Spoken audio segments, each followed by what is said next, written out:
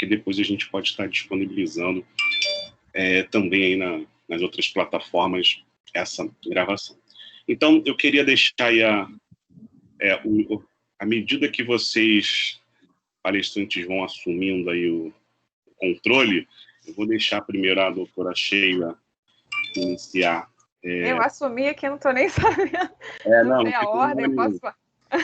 Fique tranquila, depois o Bruno, ele assume e coloca o slide dele. Então, com a apresentação aqui, a doutora Sheila, tá? Primeiro, agradecer a sua presença aqui com a gente. É um grande prazer, uma honra estar recebendo você aqui nesse primeiro evento, que esse evento possa, né, continuar nos próximos semestres, oferecendo aí a oportunidade de conhecimento, de consumo para os nossos alunos que estão, né, nesse momento aí de graduação. A gente também fizemos um convite em outros alunos que trancaram, que porventura não ingressaram, como uma forma também de estimulá-los, né, na carreira, tanto da educação física quanto da nutrição. A doutora Sheila Guimarães, ela é nutricionista, especializada em nutrição clínica, mestre e doutora em patologia, e pesquisadora e colaboradora do IMC, e também docente da Estácio. E o professor doutor Bruno Jota, ele também é docente da Universidade Estácio de Sá, consultor científico da Playmaker Brasil, analista biomecânico, doutor em engenharia biomédica e licenciado também em educação física. Então, hoje a gente tem aí uma oportunidade de aprender com essas feras da área da saúde, e eu vou deixar agora a doutora Sheila Guimarães à vontade aí para explanar, né, o seu conhecimento. Doutora, fique à vontade, prazer recebê-la aqui.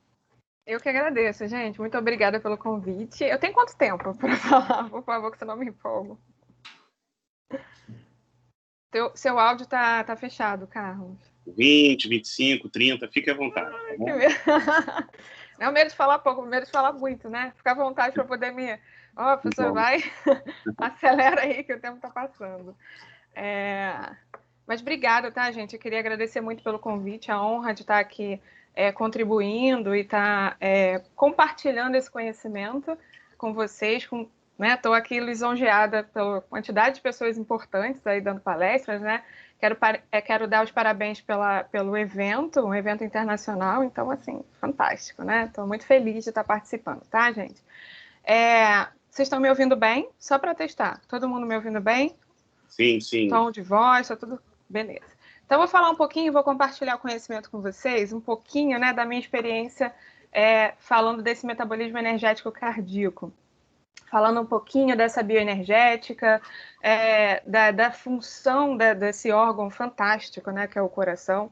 Então, a gente vai estar falando um pouquinho da importância, eu vou falar um pouquinho dessa importância para a fisiologia, para a nutrição, para um pouquinho aí, né, dentro desse contexto da fisiologia, importância desse órgão e como ele se mantém, né, como é a importância de manter um equilíbrio tanto nos aspectos nutricionais quanto nos aspectos fisiológicos como um todo, né, que não depende só da nutrição, né, vocês sabem, não depende só da nutrição, depende de um equilíbrio, né, dinâmico aí, para manter essa homeostase ou manter esse padrão de normalidade desse órgão que é tão importante, tá? Desse sistema, né? Então, a gente vai falar um pouquinho sobre isso. Deixa eu passar aqui.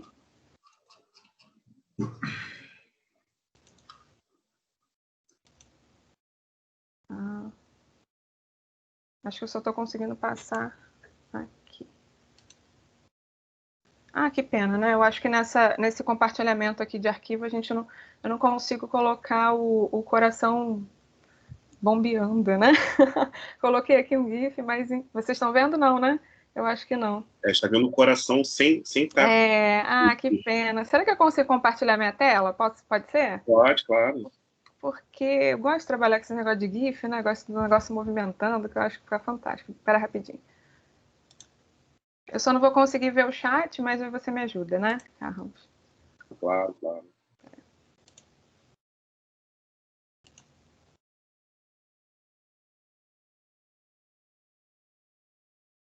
Estão vendo a minha tela? Sim, sim, sim. Tá, beleza. Então, deixa eu falar um pouquinho, antes de entrar na bioenergética, né, que é o nosso tema, a gente vai falar um pouquinho sobre a fisiologia, que é importante, tá? Rapidamente, só lembrando qual é a função desse órgão que é tão importante.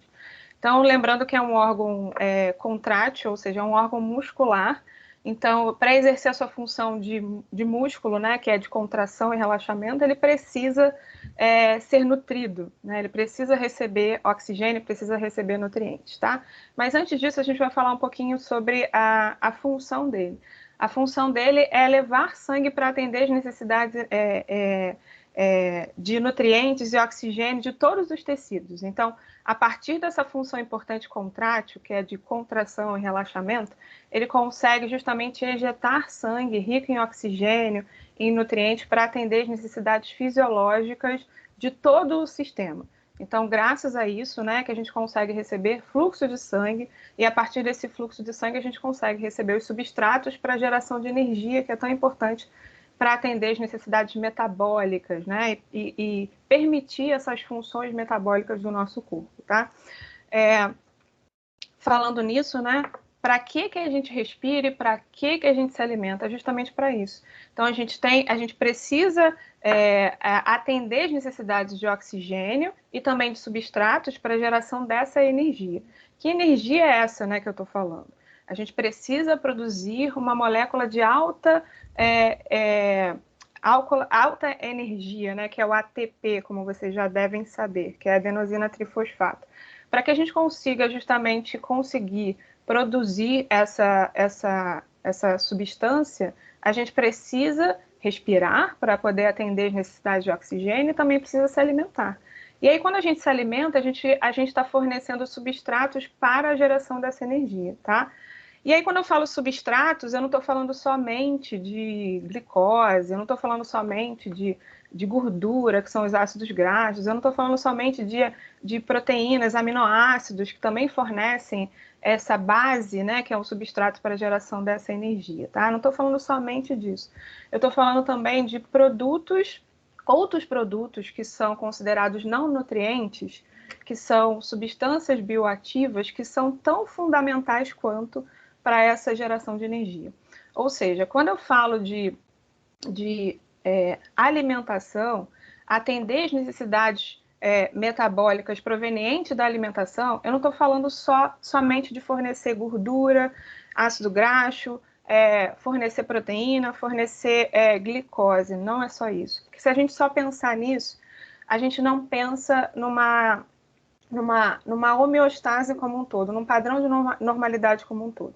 Para isso, eu preciso fornecer também uma dieta equilibrada no sentido de oferecer micronutrientes, vitaminas, minerais e também substâncias não nutrientes que a gente chama de compostos bioativos, tá? Todos esses substratos, todos esses fatores que são provenientes da alimentação são necessários, são fundamentais para poder justamente conseguir atender essa demanda metabólica, que é a demanda por ATP, tá? Então, a gente vai falar um pouquinho disso. Para que a gente fale sobre bioenergética cardíaca, a gente não tem como fugir, né? A gente precisa falar um pouquinho de bioquímica, a gente precisa falar de fisiologia, a gente precisa entender um pouquinho a anatomia, então não tem para onde a gente correr, a gente precisa justamente ter esse conhecimento. Mas se a gente consegue entender um pouquinho a bioquímica, né? Dentro do contexto da nutrição, de como os nutrientes, de como essas substâncias bioativas, esses nutrientes, eles funcionam dentro do contexto da bioquímica, fica muito mais fácil, tá? Então, é o que eu chamo de uma bioquímica mais aplicada, né? Quando a gente consegue entender justamente como é que funcionam esses nutrientes, como é que o oxigênio vai estar atuando para poder fornecer, por exemplo, para poder produzir, por exemplo, o ATP para a geração de energia para as atividades, para a gente exercer as atividades metabólicas, né, diárias, tá? Então, resumindo aqui esse slide, justamente, a gente precisa do oxigênio, a gente precisa esses substratos provenientes da alimentação que fornecem as moléculas orgânicas, tá? E a gente também precisa, que é muito importante que vocês tenham em mente, não só oferecer, a gente precisa também remover. Então, quando a gente fala de metabolismo, a gente está falando de justamente oferecer esses substratos para que a gente produza essa molécula de alta energia. Mas e aí? Dentro desse metabolismo celular, a gente produz produtos finais desse metabolismo, que precisam ser removidos. Então, quando a gente fala de bioenergética, quando a gente fala de homeostase, a gente precisa justamente ter a capacidade de remover esses produtos que são gerados nesse metabolismo celular, tá? Então, dentre esses produtos, vocês já devem conhecer, por exemplo, o CO2, né, o dióxido de carbono é produzido, alguns próton, H+, também são produzidos, enfim, que podem alterar o pH do sangue. Então, para que tudo aconteça em equilíbrio e em homeostase, melhor dizendo, a gente precisa ter toda essa capacidade, tá? Não só de ofertar, né, oxigênio, nutrientes e substâncias também não nutricionais, como também remover, tá? E o coração faz parte disso aí, né? Não só o coração, todo um equilíbrio entre os órgãos, mas o coração tem uma função importante nessa oferta de oxigênio, nessa oferta de nutrientes, né, e outras substâncias, e também na remoção desses produtos provenientes desse metabolismo, tá? Então, falando justamente, né, nessa questão da bioenergética ou capacidade de produzir ATP, a gente tem que falar de mitocôndria, né?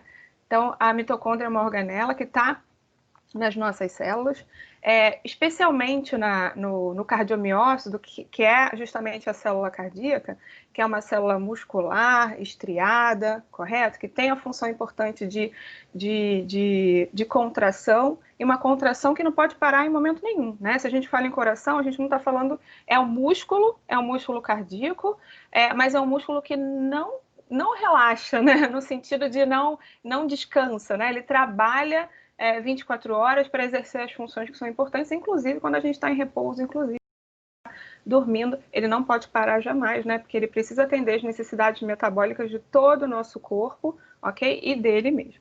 E aí, se a gente fala de um órgão que trabalha sem parar, é um órgão muscular que trabalha sem parar, ele mesmo precisa de uma quantidade muito grande de energia para atender às suas próprias necessidades fisiológicas. Ou seja, para que esse órgão continue exercendo a sua função, ele precisa ser nutrido. Ele precisa receber todos aqueles substratos que a gente falou, tanto oxigênio quanto nutrientes e substâncias também não nutrientes, e também precisa ter uma capacidade importante de remoção daquelas substâncias que são geradas, né, produtos desse metabolismo, ok? Então, se é um órgão que precisa de muita energia, só esse conhecimento aqui, ó, dá para a gente essa tamanha quantidade de energia que ele precisa, tá? Então, essa informação fisiológica, ó, o coração tem, né, no seu volume citoplasmático, ou seja, no cardiomiócito, que é a célula cardíaca, ele tem 40% só dessa organela. Então, 40% do volume do citoplasma do cardiomiócito é composto por mitocôndrias. E aí, só com essa informação, a gente já consegue ter ideia da quantidade de energia que ele precisa para atender as suas funções metabólicas, tá? Ou seja, a produção de ATP, ok? Então, é muita mitocôndria. Essas mitocôndrias, elas têm uma capacidade de produzir ATP maior, né, do que células que não têm mitocôndria, por exemplo, hemácias que não têm mitocôndria. Então, a gente consegue produzir ATP. Quando a gente tem mitocôndria, a gente consegue produzir uma quantidade muito superior de ATP. Mas essa quantidade que é produzida dentro dessa organela, ela é dependente da oferta de oxigênio. Por isso que eu falei, né? O coração é justamente um órgão que depende da oferta de oxigênio, ele precisa ser suprido em oxigênio e também em substâncias nutricionais e não nutricionais, tá? Então, ele depende muito desse metabolismo para atender às suas próprias necessidades metabólicas para que ele consiga exercer a sua função, tá? Então, quando a gente fala justamente nessa grande capacidade que ele tem de produzir energia e ele precisa dessa quantidade imensa de energia, correto?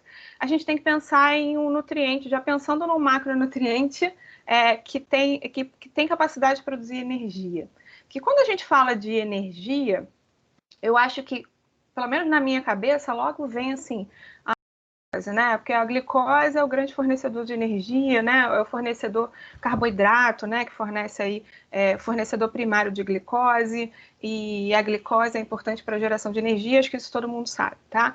Mas falando de coração e falando de fisiologia do coração, a gente tem que pensar em outro macronutriente importante, que é justamente o ácido graxo, que é a gordura, tá? Por quê? Porque a gordura ela consegue produzir uma quantidade muito maior de ATP, tá? Dentro do metabolismo oxidativo, ou seja, dentro do metabolismo que depende de oxigênio. Depende de oxigênio, então depende da mitocôndria.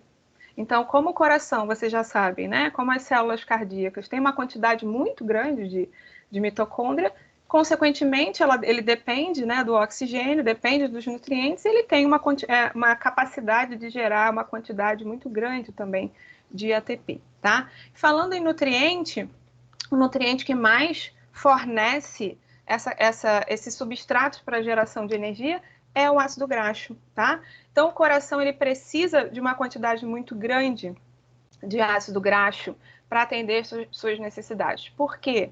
Porque o ácido graxo ele tem uma capacidade de produzir ATP maior em números, tá? Então, quando a gente fala em números de ATP, a capacidade pelo ácido graxo é muito maior. Então, por isso, tá? O coração, ó, precisa de aproximadamente 6 quilos de ATP por dia, falando em peso, né? A gente tem uma ideia, né, da quantidade de ATP por dia que o coração precisa. 6 quilos de ATP por dia, gente, é uma quantidade muito grande, tá? Então, para isso, ó, 70% das necessidades são provenientes de ácidos graxos e não por glicose, né? Muita gente acha que o coração é muito dependente de glicose para geração de energia. Não, tá? O coração precisa de glicose? Óbvio que precisa, tá? Precisa de glicose. Mas na sua grande maioria, tá? A maior demanda é por ácido graxo, ou seja, 70%. Excluindo outras situações onde a gente tem redução da oferta de oxigênio, situação que a gente tem de isquemia, que é uma alteração, né, que reduz a oferta de sangue para os tecidos. E aí a gente tem uma outra situação onde o nosso corpo consegue se adaptar e ele passa a utilizar a glicose como fonte preferencial. Mas eu estou falando de situações específicas, tá? De forma geral, em situações fisiológicas, tá? Ele precisa de uma quantidade muito grande de ácido graxo, ok? Então, o coração, então, ele consegue se adaptar em determinadas condições, como eu falei, correto? Se a gente fala em determinadas condições fisiológicas, e, por exemplo, na prática de atividade física, é um órgão como os outros órgãos, mas é um órgão que consegue se adaptar a essa maior demanda de energia. Quando a gente fala de um indivíduo que está começando a praticar atividade física, e quanto mais ele estimula pela prática de atividade física, maior vai ser a sua adaptação celular, tá? E o coração também consegue se adaptar. Como é um órgão muscular, como é que ele se adapta? Né? Quando a gente fala em adaptação celular, a gente fala de alguns mecanismos, por exemplo, hipertrofia, hipotrofia, hiperplasia, tá? Mas vocês com certeza já ouviram falar de um termo hipertrofia, correto? Quando a gente fala de músculo. Então, o coração, ele também faz hipertrofia, ou seja, ele aumenta de tamanho. São células musculares que têm capacidade, né, justamente de aumentar de tamanho. Então, quanto maior o estímulo, né, pela atividade física e outros estímulos, ele também vai se adaptar a essa condição, estimulando a sua força, ou seja, ele precisa aumentar a sua força de trabalho.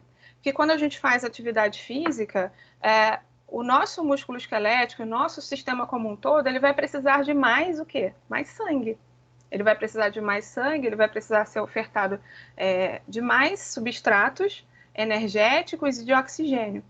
Então, o coração, para atender essa demanda maior, que o músculo, por exemplo, esquelético precisa diante de uma atividade física, ele vai precisar receber, o músculo esquelético vai precisar receber mais oxigênio e mais nutrientes, correto? Justamente para produzir mais energia. Porque diante de uma atividade física, eu vou precisar de mais energia, correto? Então, para isso, o coração vai precisar trabalhar mais. Então, ele é estimulado e aí ele vai atender a esse estímulo. Como? Ele vai aumentar a sua capacidade de trabalho, aumentando a sua força. Para ele aumentar a força, ele precisa hipertrofiar. Não é uma hipertrofia patológica de doença, não, tá? É uma hipertrofia fisiológica. E diante dessa adaptação celular, a gente tem uma outra situação que acontece. Então, o aumento, o estímulo à síntese de proteína, que promove justamente essa hipertrofia, e também um estímulo à maior síntese de mitocôndrias. Então, a atividade física justamente vai estimular essa maior síntese de mitocôndrias. O coração já tem uma quantidade, né? A célula cardíaca já tem uma quantidade grande de mitocôndrias. Diante de um estímulo, por exemplo, pela atividade física, a gente chama isso de condicionamento, correto? Que vocês já devem saber. Então, o condicionamento é justamente isso, né? Essa adaptação celular para responder a uma demanda energética maior. E o coração responde. Tá? Ele se adapta, ele vai aumentar a sua capacidade de sintetizar, ele vai aumentar a síntese de proteína, ele vai hipertrofiar, ele vai aumentar a sua capacidade de trabalho, ele vai aumentar a sua força para poder justamente ejetar mais sangue para atender as necessidades do músculo esquelético, por exemplo, de energia. Tá? E ele também vai aumentar a sua síntese de mitocôndrias. O coração já tinha uma quantidade grande, mas ele tem capacidade produzir mais mitocôndria. E se ele vai produzir mais mitocôndria, se ele tem mais mitocôndria, gente, qual é a consequência desse maior aumento de mitocôndria? Maior capacidade de produção de energia, de ATP, para o próprio coração, né? Aumentar a sua força de trabalho, ok? Então isso é fantástico, né? Essa adaptação fisiológica, adaptação celular e maior síntese, por exemplo, de mitocôndria e maior capacidade de produção de energia, por exemplo, para o coração, ele fica mais forte, com isso ele consegue mandar mais sangue para atender as necessidades de energia também do músculo esquelético. Tá? O coração ficando mais forte, ele manda mais sangue, chega mais oxigênio, chega mais nutrientes para o músculo esquelético, e aí o músculo esquelético pode produzir mais ATP, ok? Então,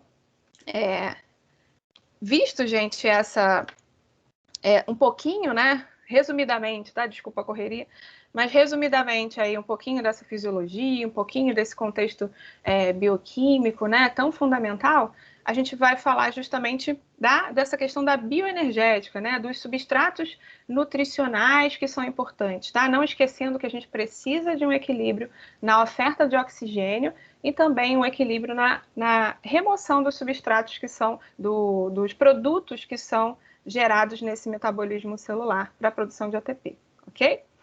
Então, eu já venho estudando há algum tempo essa questão da função mitocondrial cardíaca, né? Em 2012 eu comecei a estudar um pouquinho isso aí. Em 2013, né, alguns artigos, a gente começou a ter muito na literatura essa questão da função mitocondrial, da disfunção mitocondrial, o quanto isso reflete, né, em capacidade, né, de geração de energia, em capacidade metabólica importante aqui, num contexto da manutenção da saúde, tá? Então, mostrando aqui que esse artigo saiu em 2013, justamente mostrando esse metabolismo cardíaco, essa questão da disfunção da mitocôndria importante, tá? Nesse contexto.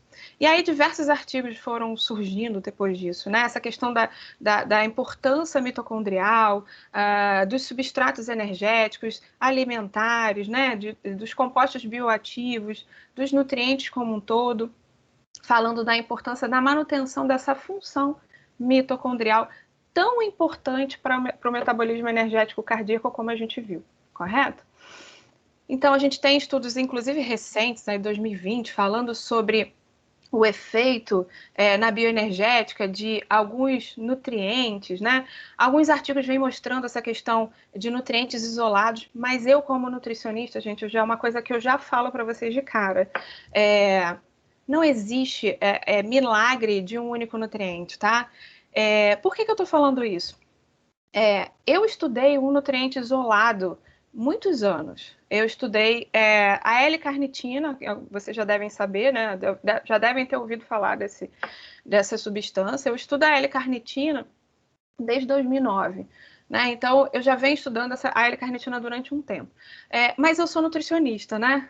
E aí a gente sabe que, como nutricionista, a gente respeita e a gente acredita numa alimentação equilibrada, correto? E é isso de fato que eu acredito, tá? E eu levo isso para a vida. Apesar de ter estudado no nutriente isolado, eu sempre trabalhei com equilíbrio da dieta, aí sim a gente consegue modular o metabolismo, né? Alguma determinada condição clínica, utilizando a suplementação de um nutriente isolado. Mas desde que a gente tenha uma dieta equilibrada. E não só nos macronutrientes, como eu falei para vocês. A gente não pode pensar só em carboidrato, lipídio e proteína, porque só isso não faz milagre, tá? Além de um equilíbrio entre esses 3 macronutrientes, a gente precisa fornecer minerais, vitaminas, substâncias bioativas. Por quê? Porque a maioria das vitaminas, por exemplo, elas funcionam como cofatores de enzimas, de reações enzimáticas. Então, mesmo falando lá em produção de energia pelo ácido graxo, né, para o coração, que é importante, não tem como a gente não estudar esse indivíduo metabolicamente antes para saber se ele não tem uma deficiência de uma vitamina do complexo B, se ele não tem deficiência de riboflavina, de tiamina, ok? Um indivíduo com deficiência de tiamina, por exemplo, que é a vitamina B1, ele não consegue produzir energia. Ele não vai conseguir produzir energia, principalmente pela via glicolítica, tá? Que é a primeira etapa da produção de energia por ATP, correto? Então não tem como a gente pensar justamente num milagre de um nutriente isolado. Esqueçam isso. A gente tem que pensar numa dieta equilibrada e a gente tem que pensar num indivíduo que tem uma necessidade específica. Ah, se eu falo de um atleta, né? Se aí, beleza, ele tem uma demanda metabólica maior. Então, eu sabendo disso, né? Eu sabendo que durante a atividade física, uma corrida, por exemplo, eu tenho um indivíduo que ele vai estar também produzindo muito ATP e ele vai também estar justamente produzindo muitos produtos desse metabolismo, por exemplo, as espécies reativas, espécies reativas de oxigênio, tá? Que danificam as nossas células, né? Dependendo da quantidade. Então, a gente precisa pensar também em nutrientes que são antioxidantes, porque senão isso não funciona. Eu falei que o metabolismo está produzindo produtos finais desse metabolismo. Quanto maior a atividade, né? Quanto maior a atividade, a intensidade, maior vai ser a produção dessas espécies reativas. Então, a gente também tem que pensar nisso. Como neutralizar essas substâncias que são reativas, que podem danificar também algumas células, tá?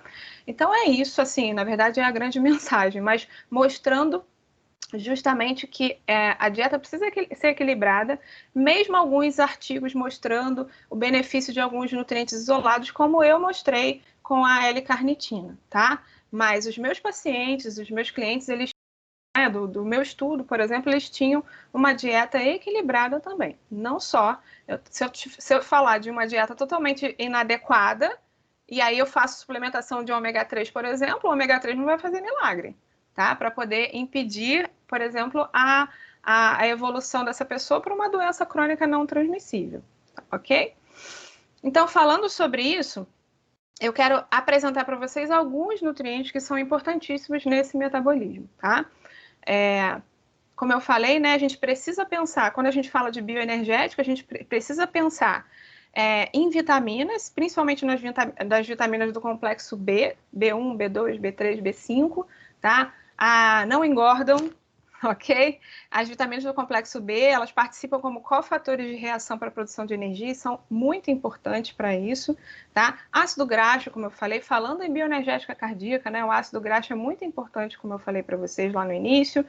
Algumas substâncias que são não nutricionais, né? Que a gente chama de substâncias, por exemplo, a ubiquinona ou a coenzima Q10, são fundamentais para a produção de energia.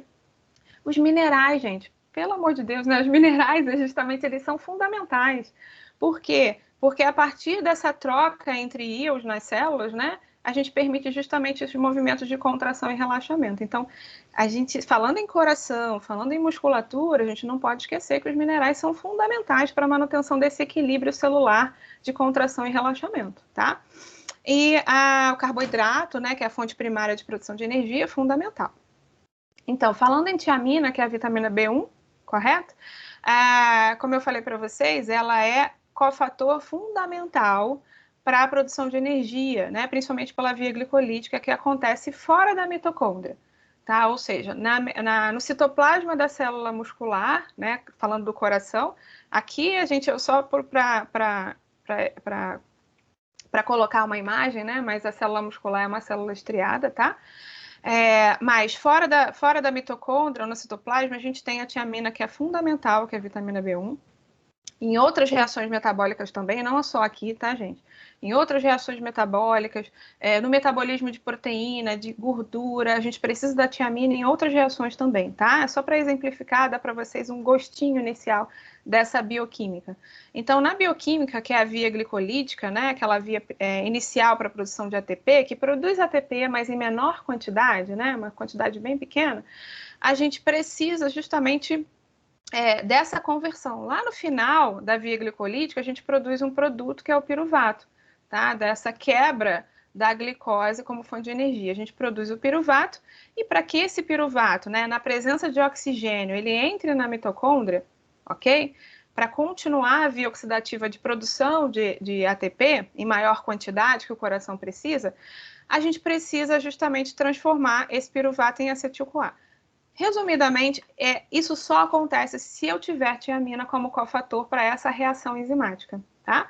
Então, eu preciso da tiamina, que é a vitamina B1, para que essa reação aconteça. Sem isso, lembra que eu falei, a via oxidativa dentro da mitocôndria é fundamental para o coração, para a bioenergética do coração. Eu estou falando de uma vitamina, né? Olha só a questão do equilíbrio da nutrição. E aí eu trouxe para vocês essa questão da... A Anvisa tem uma proposta de regulamentação de suplementos, tá? Hoje em dia a gente não tem ainda, né, essa regulamentação muito certinha com relação a suplementos diferentes de fármaco, né, e produtos médicos, mas a Anvisa traz essa proposta, é bem interessante, né, a proposta de regular suplementos que são vendidos. Então a gente tem fontes, né, pensando aí primeiro, né, quem é nutricionista, quem vai ser nutricionista, pensando justamente em fontes alimentares. Então, a primeira coisa que a gente tem que pensar é sempre, antes de suplementar, ok? A gente oferecer, né, oferecer mais esse nutriente pelas fontes alimentares. Então, as fontes alimentares de tiamina tá aqui. A recomendação de tiamina ou vitamina B1, tá? Limite mínimo e máximo, né, em miligramas, e a forma de suplementação quando há necessidade de suplementar. Ou seja, quando a demanda metabólica justifique uma quantidade maior, tá? Sem exceder a recomendação para quem quem é nutricionista e para quem não é, e para quem está fazendo educação física, a gente tem um limite de recomendação, tá, gente? Só para vocês entenderem que a gente chama de UL. A UL é aquela tolerância máxima, ou seja, dentro desse valor máximo, eu sei que eu não vou ter efeito indesejável com essa suplementação. Porque mesmo nutriente, ele pode ser tóxico para as nossas células, tá? Isso é importante. Excesso de proteína, excesso de sódio, por exemplo, vocês já sabem, né? Que pode causar alterações metabólicas. Então, excesso de outros nutrientes também podem ser citotóxicos, então, muito cuidado. Então, para isso, a gente tem um limite de tolerância que a gente chama UL. Até aí, a gente consegue suplementar sem causar efeito colateral, sem causar efeito indesejável com essa suplementação, tá? A vitamina B5, que é o ácido pantotênico, também é importantíssimo, tá? Eu falei de coenzima A, vocês vão ver em bioquímica, como já viram, é fundamental para essa bioenergética, ok? Para que a síntese de coenzima A seja produzida, né, para que ela aconteça, a gente precisa do ácido pantotênico ou vitamina B5. Então, a gente não tem metabolismo energético se a gente não tiver ácido pantotênico também, ou se a gente estiver carente nesse nutriente. Aqui o ácido pantotênico, né, mostrando as funções importantíssimas dessa coenzima, tá? Tanto no ciclo de Krebs, né, aquela via importante de produção de produtos intermediários para a produção de energia, tá? Para o metabolismo de ácido graxo, né, de ácido graxo, que é a gordura, através da beta-oxidação, é importantíssimo a coenzima A, tá? Só para vocês terem uma ideia. De novo, né, as fontes alimentares de ácido pantotênico, aqui a recomendação mínima e máxima que está sendo sugerida pela Anvisa, tá? E as formas de suplementação quando há necessidade de suplementar.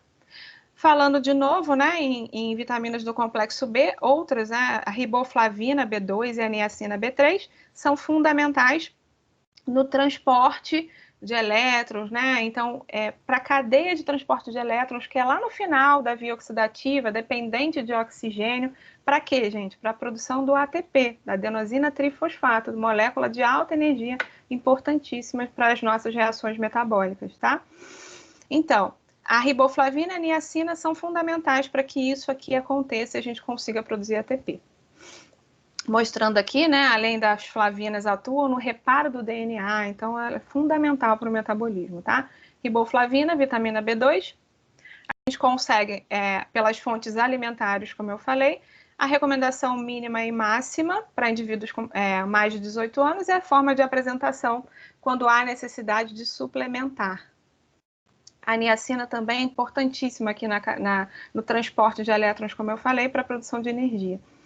Aqui as fontes alimentares, niacina, que é a vitamina B3, as recomendações mínimas e máxima, nunca ultrapassando aquele limite tolerável, aquele limite de recomendação que é o L, como eu falei, correto? E as formas de apresentação, tá? Em caso de necessidade de suplementação. Lembra que eu falei de substâncias não nutricionais, né? Que são não nutrientes, mas são fundamentais também para o metabolismo? A gente pode falar um exemplo, né? Existem outras, mas 10 ou biquinona é fundamental também, oferecida pela dieta, é fundamental para que o transporte de elétrons aconteça e para que a gente consiga produzir energia por ATP pela via oxidativa dependente de oxigênio, tá, gente? Então, uma substância não nutricional é a coenzima Q10, ou não nutriente, mas é importantíssimo para o metabolismo. E é oferecida também pela dieta, tá? Então, órgãos com maior demanda de energia, como o coração, cérebro, rins e fígado, apresentam maiores concentrações da coenzima Q10. E aí a gente tem um monte de coisa para falar da Q10, a gente vai ficar aqui um dia falando sobre ela, tá? Então, é muito importante na alimentação, não no shampoo, né? Não passando na pele, é importante na alimentação com enzima Q10, tá? Algumas medicações diminuem a quantidade de coenzima Q10 disponível no nosso corpo, por exemplo, as medicações para reduzir colesterol, tá? Então, é importantíssimo, por quê? Porque elas reduzem as concentrações de Q10 e alguns indivíduos relatam maior cansaço. Por quê? Porque está diminuindo a produção de energia, tá? Porque estou diminuindo as concentrações de Q10 no nosso corpo. As fontes de Q10, como eu falei, né? Carne, sardinha, salmão, nozes, fundamental, tá? A recomendação máxima, mínima, não foi estabelecida, tá? Pela Anvisa. A forma de apresentação em caso de suplementação com enzima Q10. Os antioxidantes, como eu falei para vocês, gente, são fundamentais, né? Por quê? Porque um dos produtos finais gerados no metabolismo energético é o quê? Espécies reativas, como eu falei. Então, a gente tem que fornecer pela alimentação substratos que neutralizem essas substâncias reativas, ok? Principalmente as espécies reativas de oxigênio. A gente tem antioxidantes, onde o próprio nutriente é o antioxidante, correto? Como a vitamina C e vitamina E, todo mundo já sabe. Vitamina C, que é um potente antioxidante, a gente não pode ficar carente nessa vitamina, e vitamina E. E outros que são cofatores, ou seja, eles fornecem os substratos para a síntese de enzimas antioxidantes, como o zinco e o selênio. Então, o zinco e o selênio são cofatores para a produção, né? Eles são ingredientes para a síntese das nossas próprias enzimas antioxidantes, tá? Então, importante também. Quando fala de bioenergética, eu preciso falar disso tudo. Então, fontes, mais uma vez, fontes de selênio, zinco, vitamina C e vitamina E, fontes alimentares, como nutricionista, preciso pensar nisso antes de falar de suplementação, tá? Em casos, a recomendação mínima e máxima, em caso de suplementação, professora, mas como é que eu vou escolher o que eu vou suplementar? Depende da pessoa que vocês estiverem assistindo. Por exemplo, se eu estou falando de um indivíduo que está praticando atividade física de forma frequente, eu vou pensar talvez uma quantidade maior de antioxidante. Por quê? Porque eu sei que ele está produzindo mais espécies reativas, ok? Os minerais, desculpem a minha cachorrinha, tá? Os minerais, como eu falei, se a gente fala de órgão contrátil muscular, eu não posso deixar de falar dos minerais, porque eles são fundamentais para essa homeostase das membranas celulares, tá? Para que a gente consiga justamente manter essa homeostase de contração e relaxamento da musculatura, né? Relaxamento magnésio, sódio, cálcio, aí nos movimentos de contração, são importantíssimos. Potássio. Então, aqui as fontes alimentares para que vocês tenham.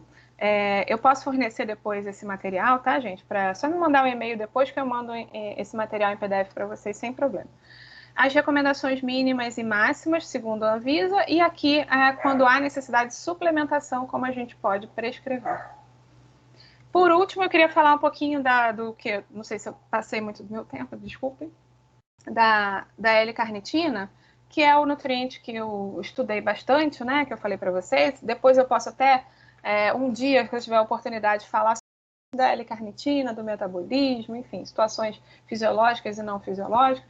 Mas falando da L-carnitina, a L-carnitina é fundamental para o transporte de ácido graxo de cadeia longa. Ou seja, o coração precisa muito de ácido graxo de cadeia longa para produzir energia para ele mesmo, correto?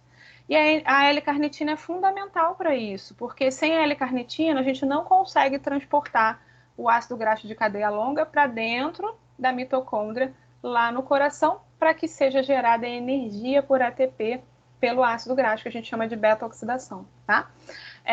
Mas, olha só, a L-carnitina a gente sintetiza.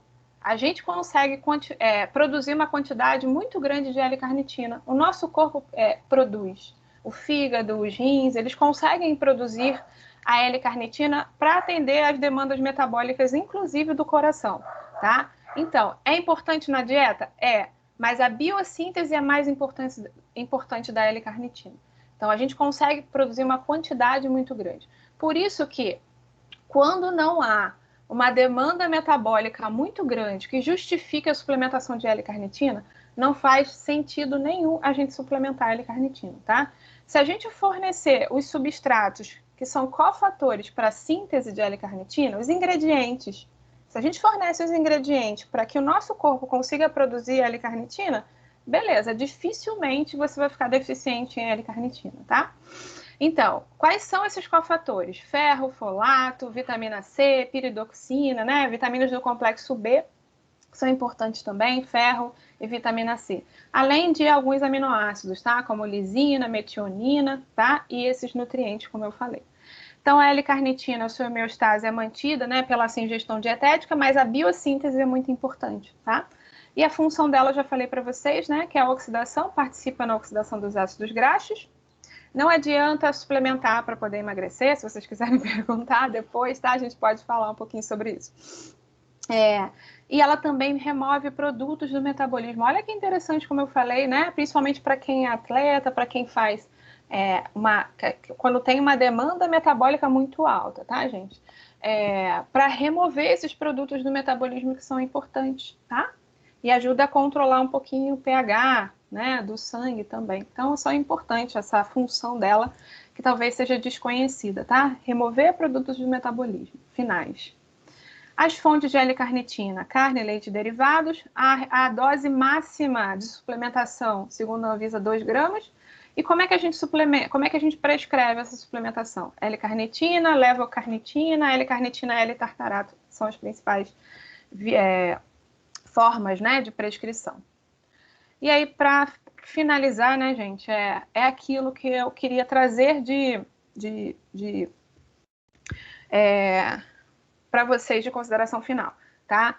Primeiro, eu preciso conhecer meu indivíduo metabolicamente, né, gente? Eu preciso fazer uma boa avaliação nesse indivíduo, solicitar exames laboratoriais, enfim, para conhecer esse indivíduo metabolicamente, conhecer os hábitos de vida, as condições de vida, o meio social, o meio ambiental, enfim, tudo isso é necessário para que a gente consiga trabalhar, não só o nutricionista, mas o educador físico, enfim, todo mundo, né? Dentro desse contexto também emocional, social, isso tudo é importante, tá?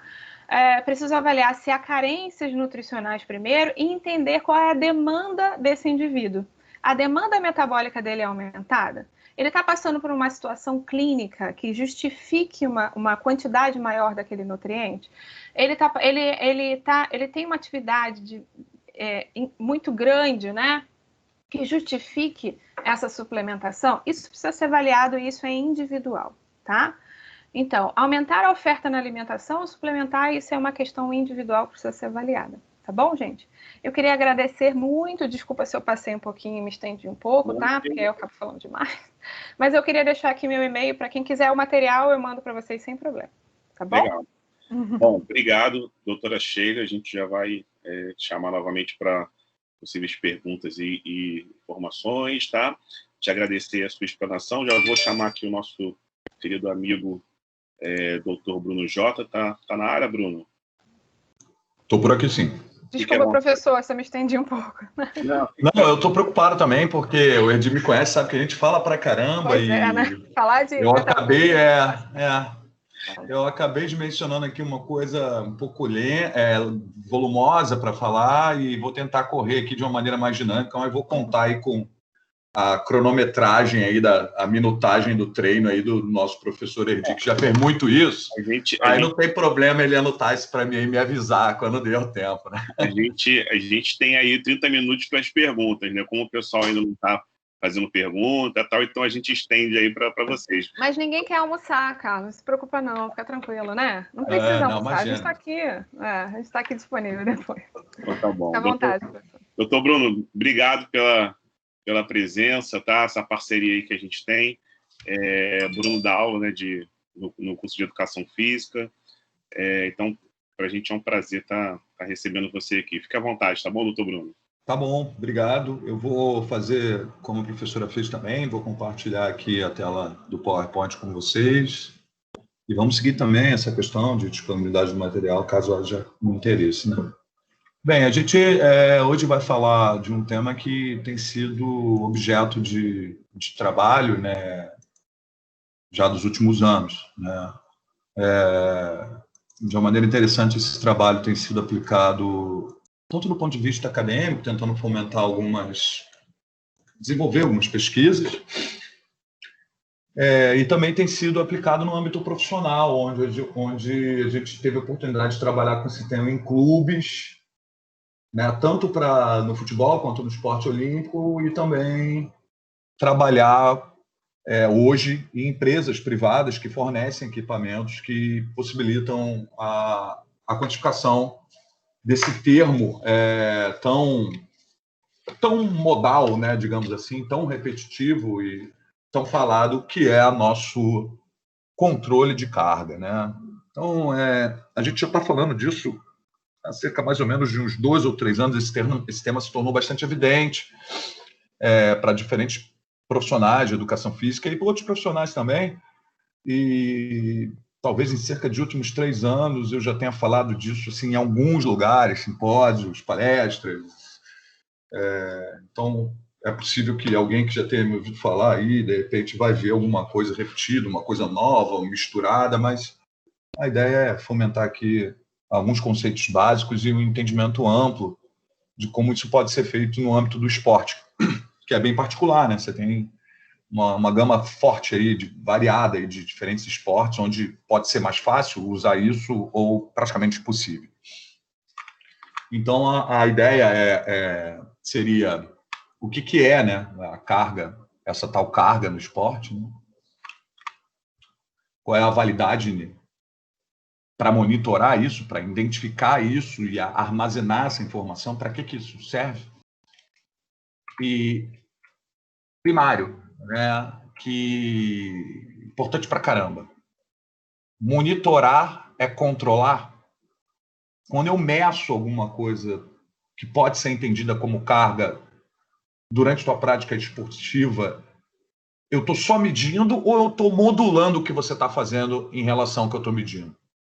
Isso é uma pergunta bastante interessante. Normalmente, ela se torna importante pela relevância prática desse tipo de discussão e ação dentro de uma comissão esportiva, né? Onde, por exemplo, você pode ter um papel de monitorar, mas talvez a questão de controlar, certamente, independente do esporte que você está, ela não vai ser dependente só de você, Porque o treino ele tem uma natureza caótica, variável, dividido em físico, técnico, diferentes complexidades, e você vai ter mais de um profissional aplicando isso. Então, significa que se você trabalha com monitoramento, não necessariamente você vai fazer o controle. O controle vai depender da tua interação pessoal, profissional, com outros caras da tua equipe, e isso é muito importante. Então, a gente observa que essa palavra carga, ela não é uma palavra que eu, por exemplo, há sei lá quantos anos atrás, vamos deixar quieto, na faculdade, ouvisse falar com tanta frequência, né? O cara, não, pô, a carga do treino. Era mais ou menos assim, a carga, é quanto eu coloquei para fazer o supino. Parecia mais ou menos assim, mas na realidade não é. Esse conceito de carga, ele foi durante muito tempo utilizado sob um pretexto talvez mais físico, mais mecânico, mas ele já de bastante tempo, algo que provém aí da teoria do treinamento desportivo, da quantificação do estresse que o indivíduo faz.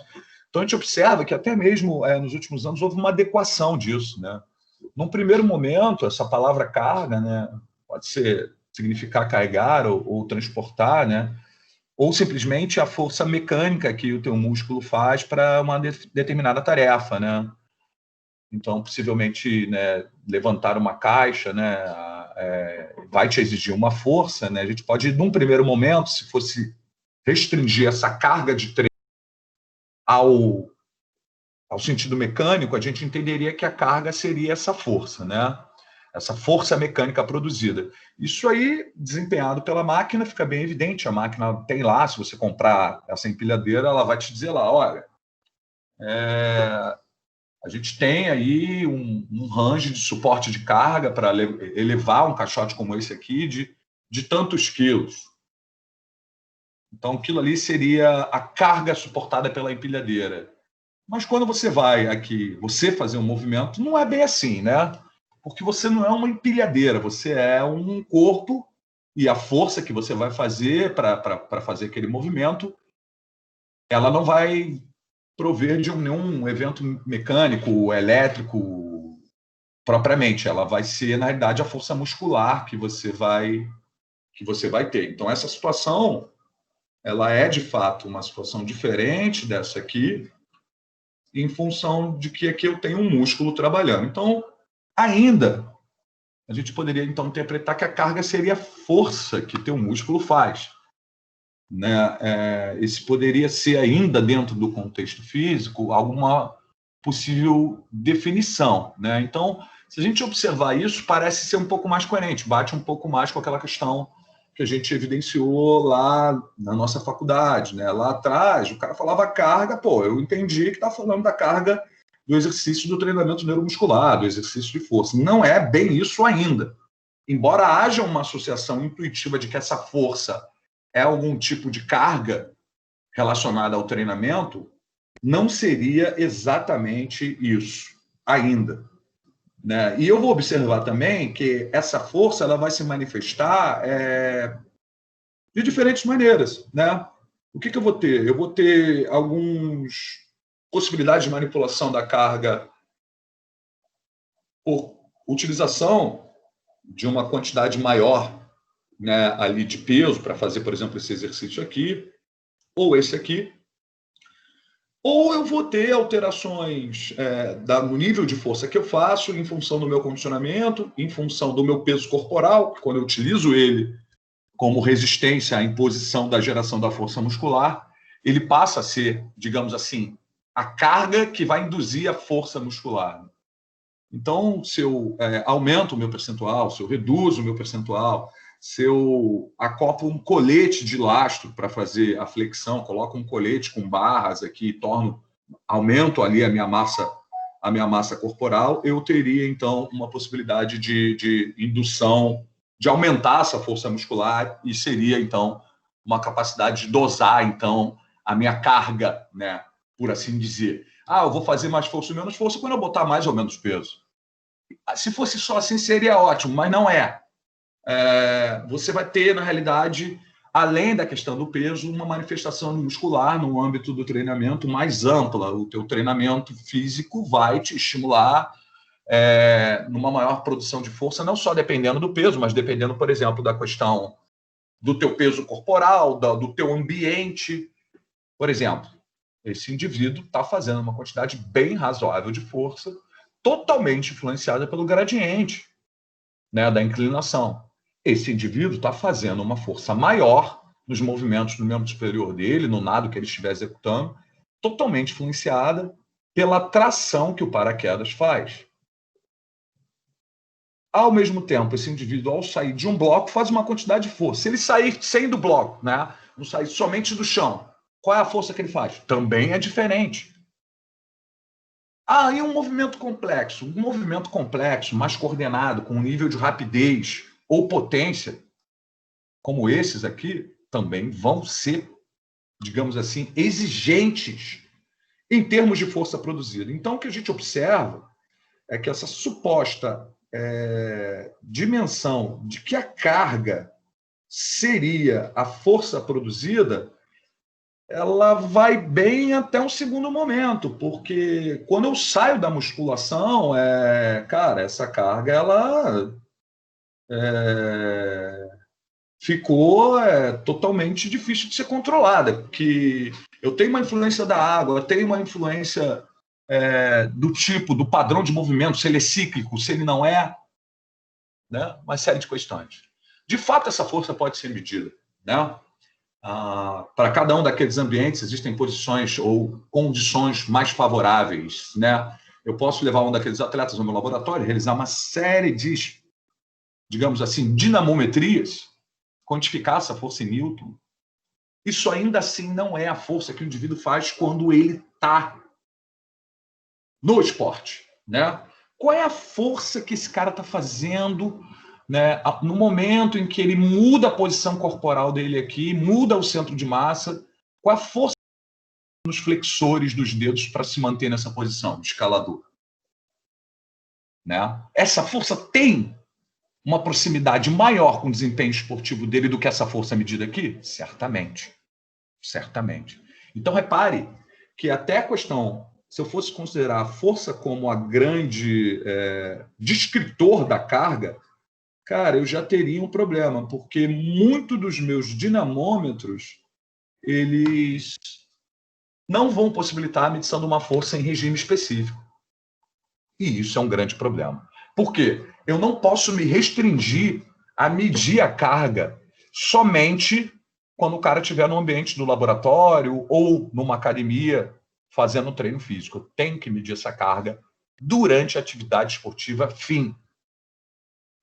Então, tudo isso é um complicador, ele restringe. Na realidade, a gente não consegue usar essa dimensão física essencial para trabalhar o conceito de carga de treino, né? Mesmo que eu associe a força, por exemplo, à distância percorrida, pela definição do trabalho físico, classicamente dizendo, e tem aí, ao invés de uma representação em newtons, uma representação em joules, ainda assim isso é insuficiente.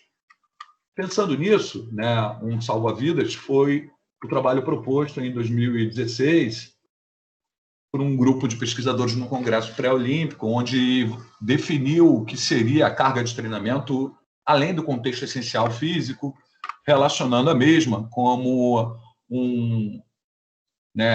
esportiva ou não esportiva, um estímulo que é aplicado a um sistema biológico humano, e aí, esse estímulo aplicado, ele, na realidade, tem ele é único ou múltiplo, né, podendo ser apenas de ordem fisiológica, ser um estressor psicológico ou somente mecânico, e ele vai ser entendido como qualquer coisa que, digamos, caracteriza um estresse para o teu organismo, tanto do ponto de vista celular, como tecidual, pensando num conjunto de células especializadas e semelhantes e complementares, né, quanto até a própria mitocôndria, né, como a professora estava falando aí. Até elementos subcelulares podem, de certa forma, ser estressados pela dimensão que você vai planejar do trabalho físico com a quantificação da carga.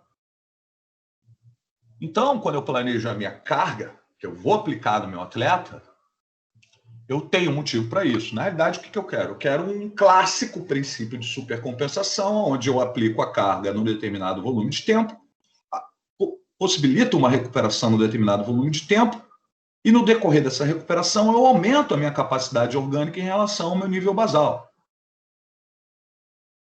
Gradativamente, aplicando essa combinação entre estímulos e tempos de recuperação de uma forma adequada e proporcional na duração do tempo de aplicação da carga e o tempo de recuperação, eu vou gerar uma capacidade cada vez maior do indivíduo de desempenhar física e tecnicamente.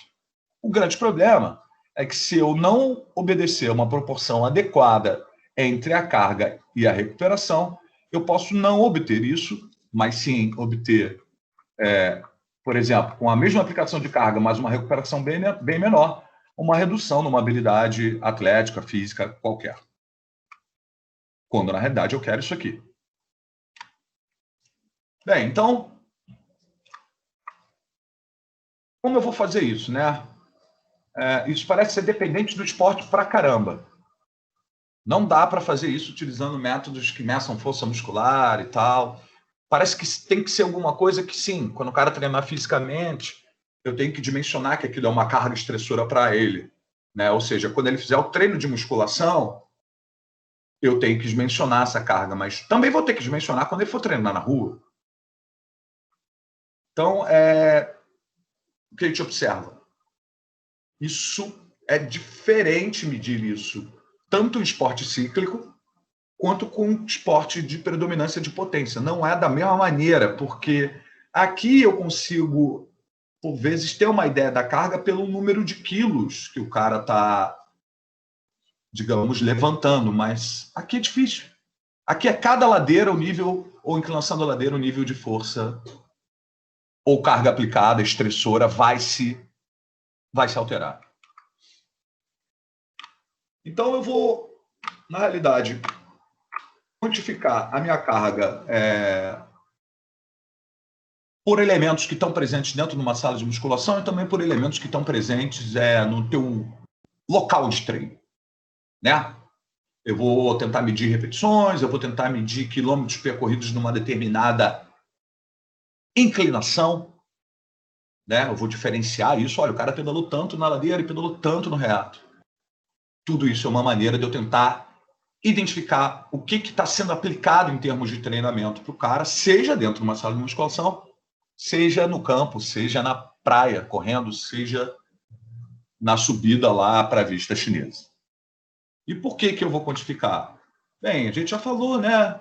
Eu tenho que planejar o meu treinamento, esse é um primeiro motivo, mas, sobretudo, eu quero melhor desempenho esportivo, né? Eu quero a tal da supercompensação de novo aí, né? Eu quero saber quanto eu apliquei para poder saber quanto eu vou ter que descansar e aí ter isso aqui. E, obviamente, quero bater campeão, né? Eu sou levado intuitivamente a acreditar que isso é um caminho para eu bater campeão. Há outro motivo para isso. O outro motivo seria eu me lesionar quando eu aumento abruptamente a minha carga. Então, eu vou também controlar isso em função da probabilidade de lesão. Porque aumentos abruptos, como a gente pode ver aqui numa figura clássica, num artigo, levam, né, aumentando a carga abruptamente, né, a gente observa que a taxa de lesões também aumenta pela quantidade de horas treinadas. Ou seja, se eu aumentar abruptamente entre um ciclo, um mesociclo, de janeiro, aumentei abruptamente em fevereiro, eu vou ter, sim, um aumento do risco ou do número de lesões por hora. Então, parece que há uma relação não só com o desempenho, mas também com as lesões. Certamente há. Essa figura, ela foi retirada daquele estudo feito em 2016, perdão. Você observa o percentual de atletas lesionados em diferentes temporadas ou principais competições. onde observa-se o número impressionante do rugby, com 72% dos atletas lesionados em uma temporada. Óbvio, é uma temporada, repare, são um número considerável de dias, é praticamente todo o inverno, são 112 dias. Diferente de torneios onde eu tenho um indivíduo com um número pequeno de dias por competição. Mas é um grande indicativo de que o rugby machuca muito. E isso, obviamente, levou ao desenvolvimento de diferentes estudos, principalmente concentrados no rugby inicialmente, para tentar estabelecer relações entre a carga aplicada e o potencial lesivo. Então, lá em 2015, como eu mostrei, devido a mudanças abruptas na carga de treino, a congestão, gerarem dificuldades em regular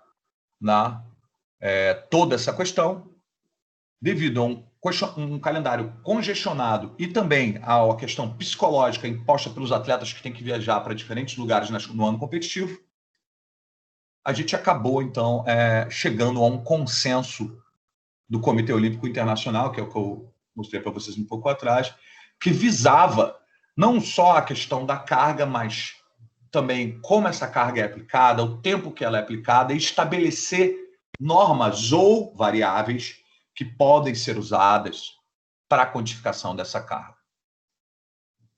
E isso foi realizado com a base conceitual de que carga de treino pode ser definida em duas partes. Por quê? Uma coisa é quanto você suporta de carga, né? Aqui tem 120 quilos, beleza, mas quanto tempo ele está aqui ou quantas repetições ele fez? Aqui tem um RPM, o cara tem tantos quilos, a ladeira é tanto, beleza, mas quanto tempo ele vai ficar aqui? Porque se ele ficar aqui meia hora subindo essa ladeira, é diferente dele ficar 5 minutos. Se a mesma coisa aqui, o mar pode estar numa condição variável qualquer. Nadar meia hora e nadar 5 horas não é igual. Então, parece que para eu dimensionar o grau de estresse que eu imponho, é interessante ver alguma coisa que leve em consideração o tempo.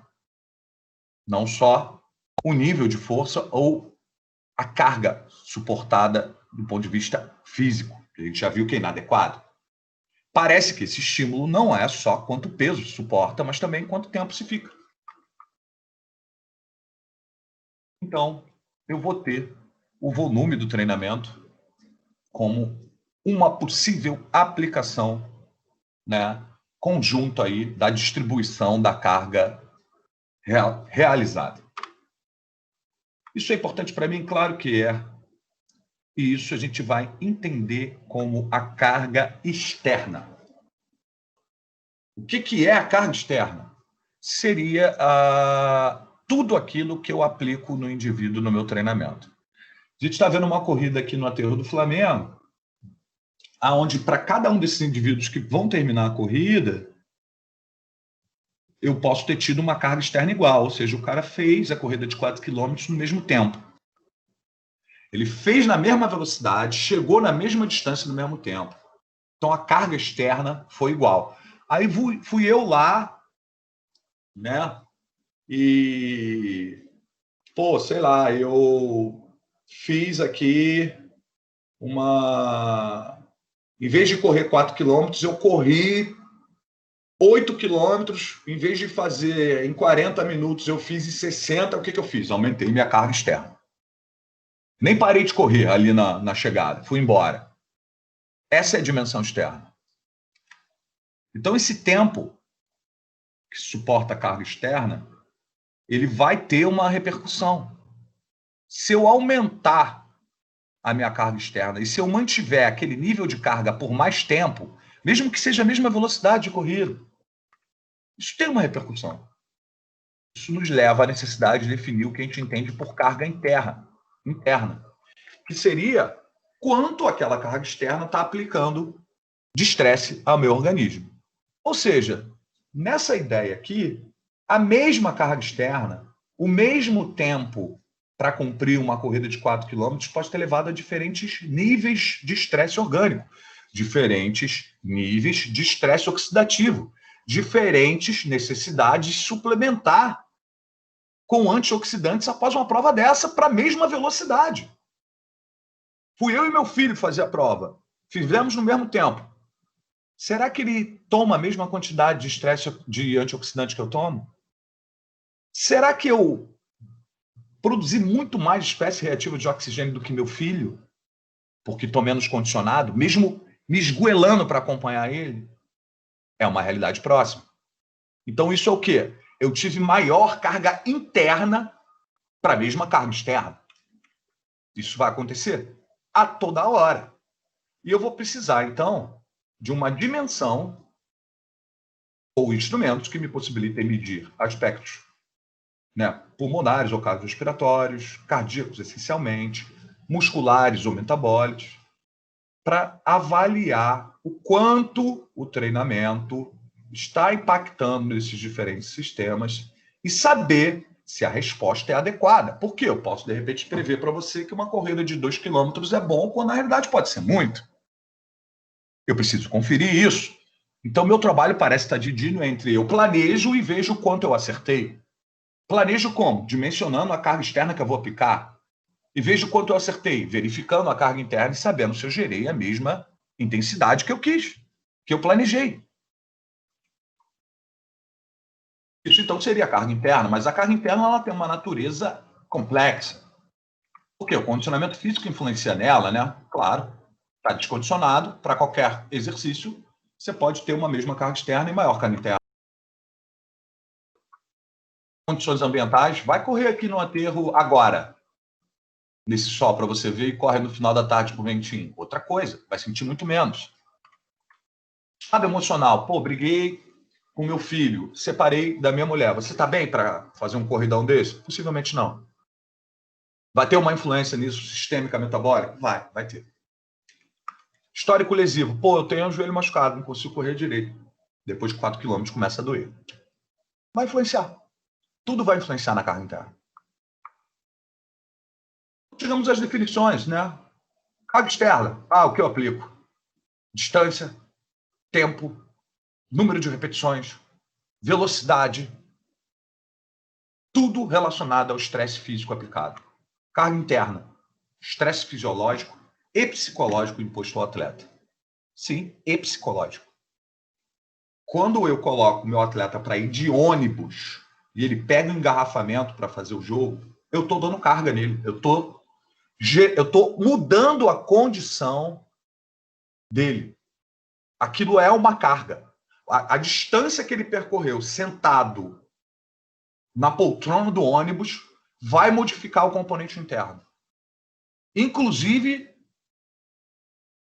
muitas vezes, gerando sintomas, gerando...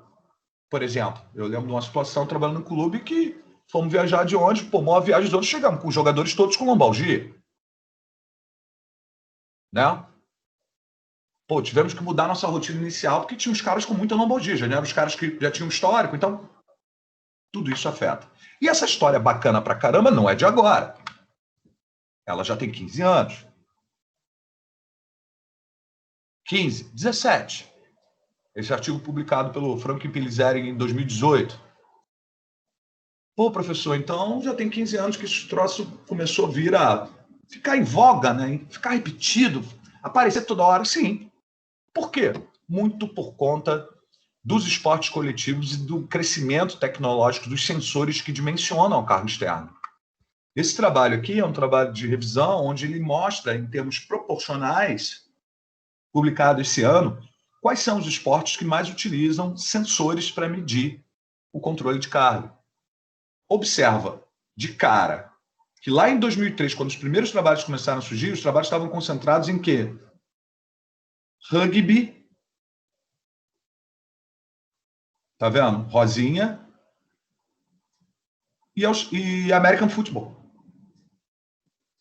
Ou seja, tudo começou realmente com rugby.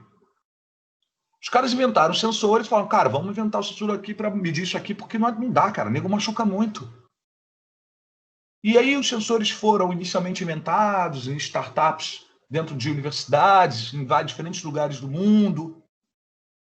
Com o tempo, eles começaram a se tornar comerciais, cientificamente validados. O que ocorreu? O que era confinado ao rugby e ao American Football começou a ser distribuído aonde? No soccer. No futebol, no nosso futebol, no futsal. No futebol de 7. Hoje, sem considerar 2020, que é um ano bem atípico, mais da metade, ou a metade, mais da metade de todos os estudos com controle de carga se dão no futebol.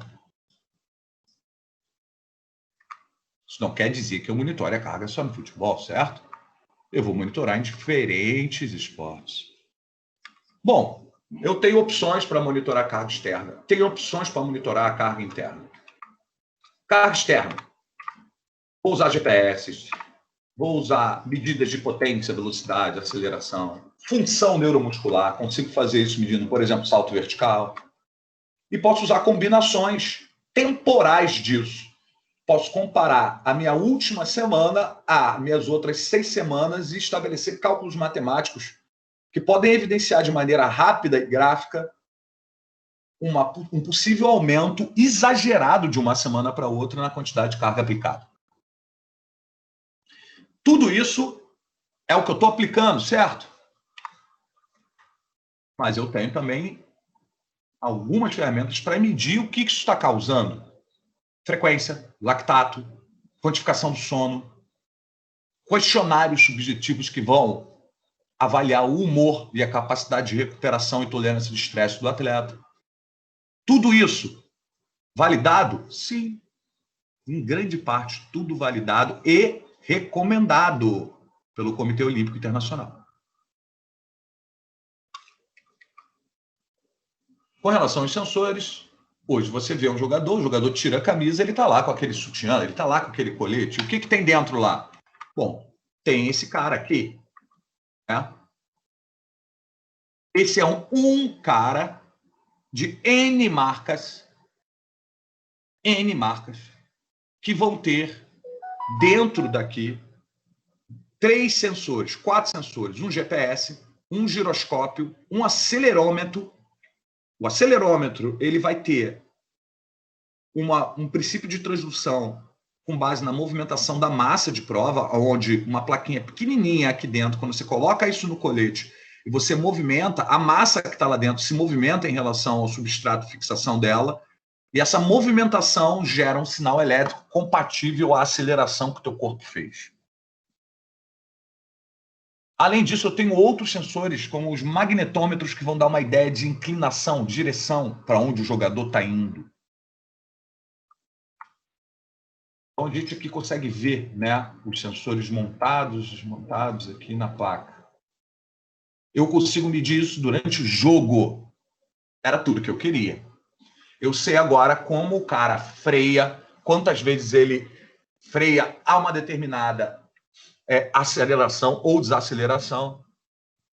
E eu vou ter isso no futebol, para outros esportes de invasão, quase que utilizando as mesmas variáveis. Esse é um relatório de futebol, a gente consegue observar aqui algumas variáveis. Distância total, deslocamento metro por minuto, acelerações e desacelerações para uma contagem de acelerações e desacelerações para uma determinada contagem. Né? A gente consegue ver aqui, por exemplo, picos de velocidade. Olha o centroavante, 34 km por hora na partida. Esse é um jogo sub-20, não é um jogo da principal. Tem um mamífero que bate 34 km por hora numa partida, de velocidade máxima. Qual é o estresse que esse cara sofre interno quando ele freia essa corrida aqui?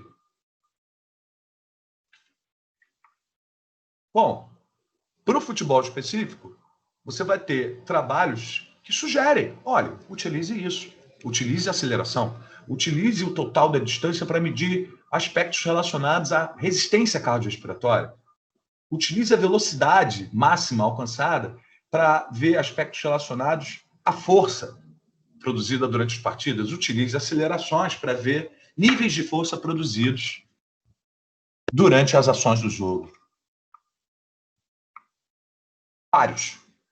Uns de ordem metabólica, né? Tentando calcular com base na frequência cardíaca ou com base somente na idade e no peso corporal, quanto você está eficiente metabolicamente, e outros meramente medidas físicas.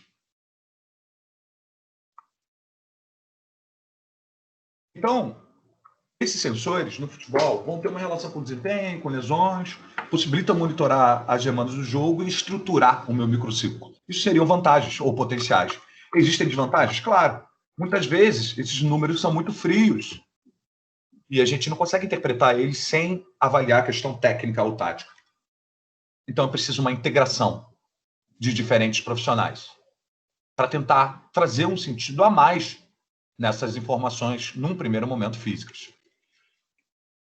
Tudo isso eu estou falando de futebol, mas se eu falar, por exemplo, de esportes de potência e força, eu vou ver que eu tenho outras possibilidades para monitorar a carga externa. Por exemplo, já essa possibilidade, né, que seria o número de repetições multiplicado pelo peso empregado, isso me dá uma ideia de quanto eu estou aplicando, porque dá uma quantificação. Quanto tem em quilos aqui, quantas repetições ele fez. Eu posso fazer isso de diferentes maneiras. Eu posso fazer isso normalizando pelo peso corporal dele. Eu posso fazer isso contabilizando também aspectos de controle da velocidade de execução.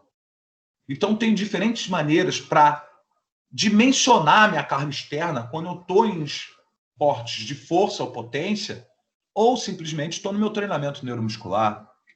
Como eu vou fazer isso? Além desses recursos mais simples, pelo número de repetições multiplicado pelo peso, eu posso usar acelerômetros, dinamômetros e encoders para analisar de forma cinemática isso. Então, eu consigo, por exemplo, prender um encoder, um dinamômetro, numa barra e peço para o indivíduo fazer e consigo medir lá a potência que ele fez. Posso fazer isso com o meu próprio celular, colocando ele fixo na barra e medindo aí, através do acelerômetro, uma estimativa de potência produzida. Posso gerar medidas de velocidade na execução do movimento, considerando um deslocamento linear pelo esticar do cabo que está preso aqui na barra. Então, tudo isso são métodos para quantificação da carga externa. Eu posso ver velocidade de deslocamento, pico de potência, etc. Eu posso fazer isso em N exercícios.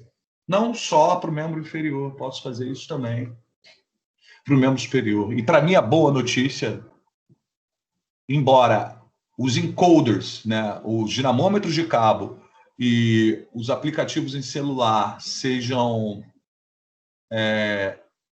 digamos assim, em termos variáveis comparáveis, eu vou conseguir usar basicamente isolado. Por quê? A gente observa que esses sensores fornecem medidas um pouquinho diferentes, né? Você pode ver o acelerômetro dá um pico de potência muito maior aqui do que o transdutor linear de posição.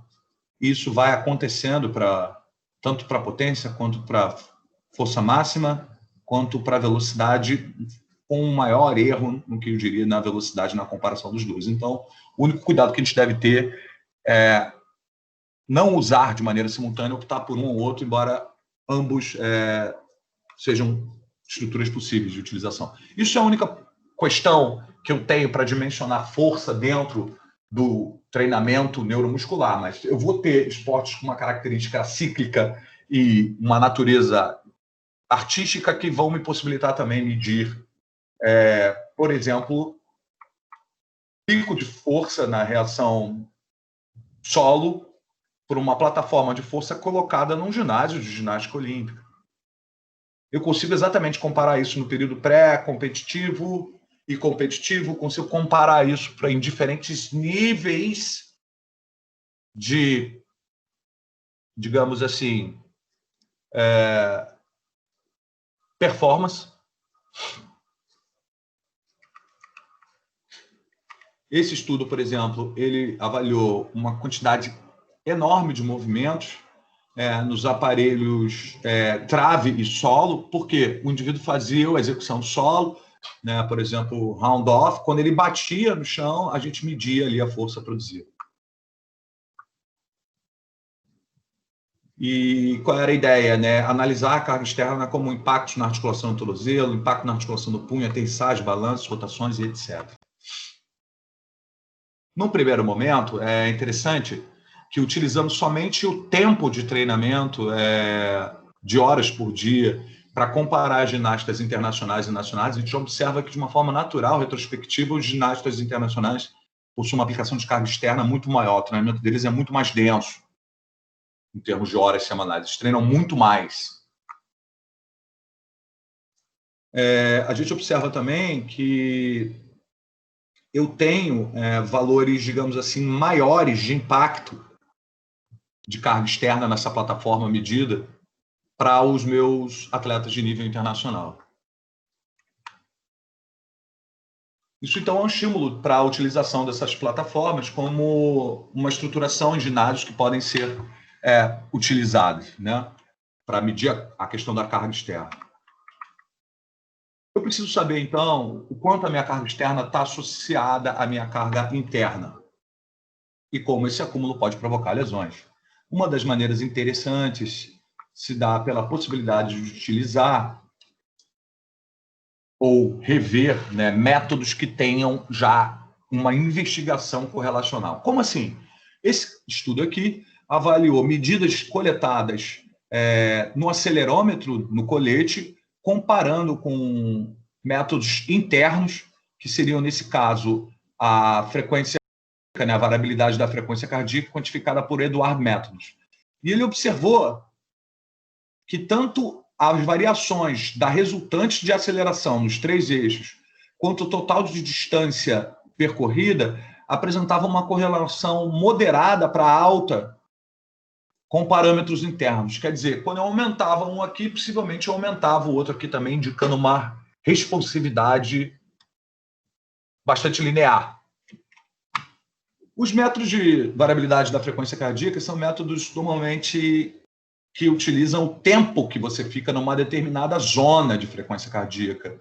Então, eu tenho um resultado bastante sintético ao final do teu treinamento com um único número, aonde eu posso ter a descrição de todo o trabalho. Esse número vai representar quanto tempo você ficou entre 90 e 100 da tua frequência, entre 60 e 70, e aí tudo isso vira uma média, me dando também um percentual de predominância aeróbica ou anaeróbica.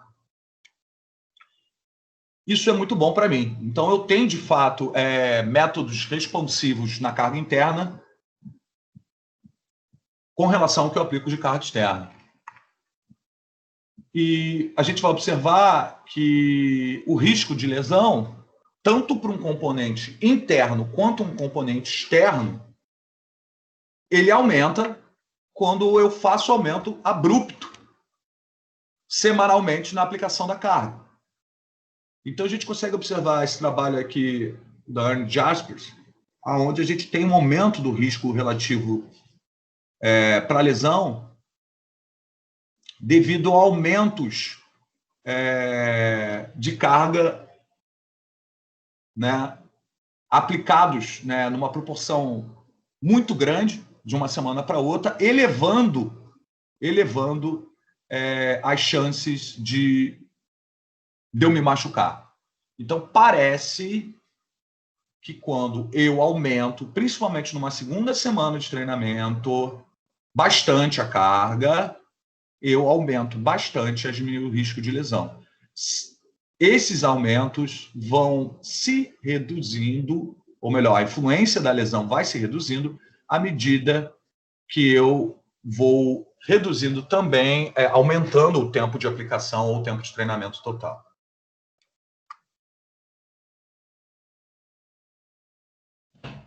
Uma das medidas que tenta avaliar isso é o que a gente chama do agudo crônico, né?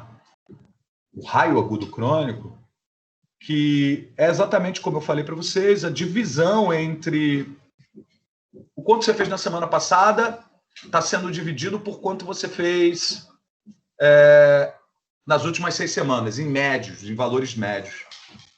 É uma medida que também tem sofrido críticas, tá? tem suas limitações, mas é uma maneira muito rápida de, com base num número só, interpretar se você aumentou muito em relação ao que você vem fazendo.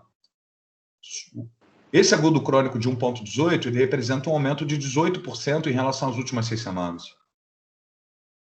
E ele já aparenta aqui, acima de 1,18, valores consideráveis de risco relativo.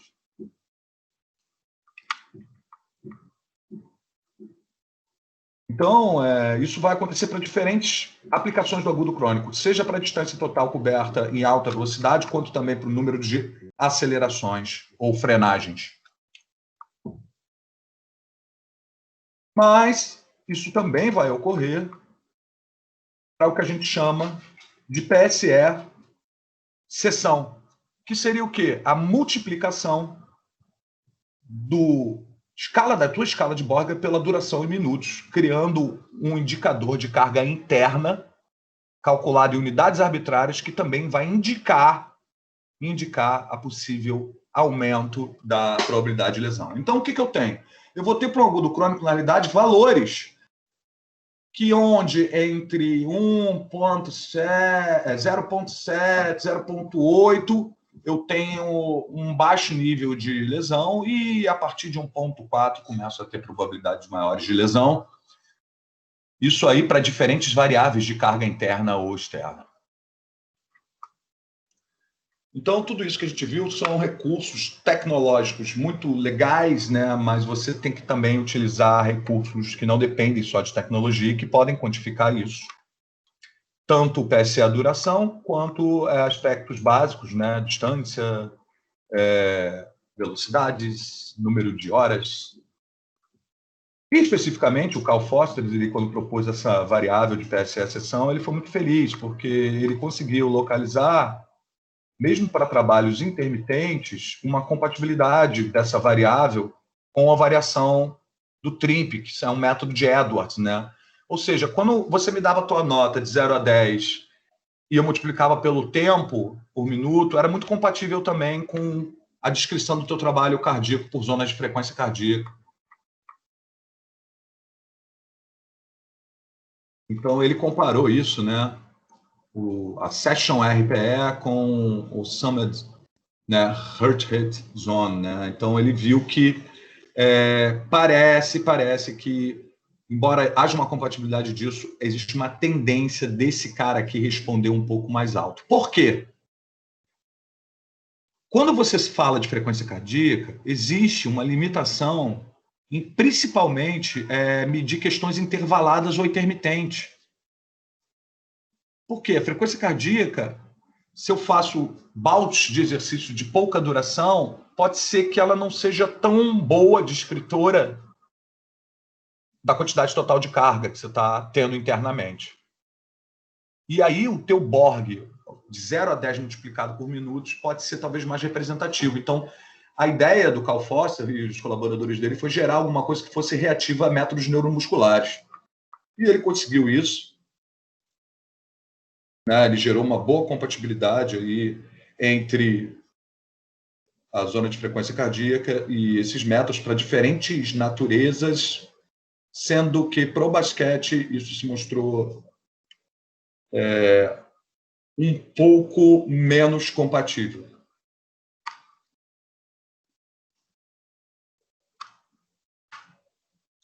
Outra questão muito importante do Carl Foster foi a utilização disso para esportes como a natação. O que a gente observou ao longo dos anos? Para a natação, às vezes por uma questão de até custosa para você medir lactato e frequência cardíaca com sensores ou tiras de química seca, usar o Borg de 0 a 10 e uma multiplicação pelo minuto pode ser uma oportunidade. Só que isso depende de uma familiarização para a utilização do Borg, né? Então, esses autores eles compararam, né, a correspondência desses métodos e os resultados foram muito individuais. Tinha cara que tinha uma correlação linear muito alta com o que ele dava de 0 a 10 multiplicado por minuto com valores de frequência cardíaca dele. Tinha cara que não. Então, o que ficou evidente aqui? Pô, se para um cara eu tenho 0,80 e para outro cara eu tenho 0,37 em termos de compatibilidade da distância total percorrida e quanto ele me deu de PSE sessão, de nota de Borg e mais volume de tempo, pode ser que esse cara tenha uma habilidade diferenciada de se localizar de 0 a 10 em nível de esforço. Então, isso chama a atenção, que essa é a necessidade de se familiarizar com isso. Repare também que esse estudo tem uma questão interessante. Ele colocava a nota do cara comparada à distância, mas ele pegava também quanto o técnico achava que o atleta ia dar. Alguns técnicos acertavam muito, 0,96 de correlação. Quer dizer, eu falo assim, meu atleta vai dar hoje para o treino, eu quero que ele dê nota 6 e ele vai treinar 60 minutos, então vai ser 6 vezes 6, 360 unidades arbitrárias. Então, parece que o técnico também tem uma habilidade de reconhecer, né, o que ele quer gerar, e o atleta, se não estiver bem treinado, ele não se localiza muito bem, gerando uma incompatibilidade grande. Quando a gente pensa em natação, a gente pode observar que tanto para treino seco, ou seja, na sala de musculação, quanto para treinos, seja de natureza intervalada ou em steady state, é possível quantificar essa carga pelo PSE sessão. Então, esse PSE sessão, ele não depende de tecnologia, ele vai possibilitar a avaliação de diferentes esportes ou naturezas. E, principalmente, ele não vai se restringir somente àquilo que tem uma continuidade maior, como esportes coletivos, onde o indivíduo fique correndo ou se movimentando. Não, ele consegue medir questões de natureza neuromuscular. Essas são as únicas opções? Não. Se a gente voltar lá no nosso trabalho, a gente vê que tem uma série de questionários. Tudo isso aqui são questionários possíveis de serem usados. Alguns desses questionários surgiram de estudos bastante extensivos que utilizavam métodos de avaliação psicológica dentro de processos de campo olímpico, como o caso do REST, o REST-K Sport. O REST-K Sport é um questionário de 76 perguntas que ele mede a sua capacidade de recuperação. Alguns trabalhos que validaram ou criaram esse questionário percebiam que existe uma relação bastante particular com as queixas somáticas que o cara tem explicados pelo questionário com o volume de treino que ele faz. Ou seja, se o cara treina mais, ele responde mais também no questionário. Né? E a sensação de bem-estar e bom condicionamento parece cair quando ele aumenta muito o volume de treino diário. Então, você consegue ver aqui a relação de bem-estar e condicionamento caindo quando o aumento do volume do treino ocorre. Ou seja, parece que uma ferramenta que inicialmente era para medir caráter psicológico, ela reage a quanto você dá de carga externa do cara. Beleza. Então, isso está gerando uma medição da carga interna. E aí, a gente tem uma validação desse cara em português, já de alguns anos. A gente tive a oportunidade de trabalhar com o professor Rauno Álvaro, que é um dos propositores da validação. E eu tive a oportunidade de usar isso aqui na prática com atletas. Porque eu, na época, não tinha uma disponibilidade grande de alguns recursos, como lactato, frequência cardíaca. Então, o que a gente fez? A gente trabalhava mostrando isso, né? A gente avaliava isso, passava esse questionário para o cara e interpretava ele dentro do grupo dele. Como? A gente criava aqui para cada variável um volume superior, um limiar inferior e um valor médio de toda a equipe de natação, no caso que eu trabalhei. E aí ia avaliando o cara e ia vendo como ele ficava, se ele saía muito, se ele vinha muito para baixo. Tudo isso em relação a todo o grupo que está sofrendo treinamento. Por exemplo, lesões. Esse cara aqui em específico está sofrendo de mais lesões avaliados pelo questionário do que o grupo que ele faz parte, do que a categoria dele, porque está acima aqui, né, do limite superior. Olha lá, uma alta no estresse emocional Ó, no conflito, pressão, fadiga, lesões, autorregulação, a autorregulação dele.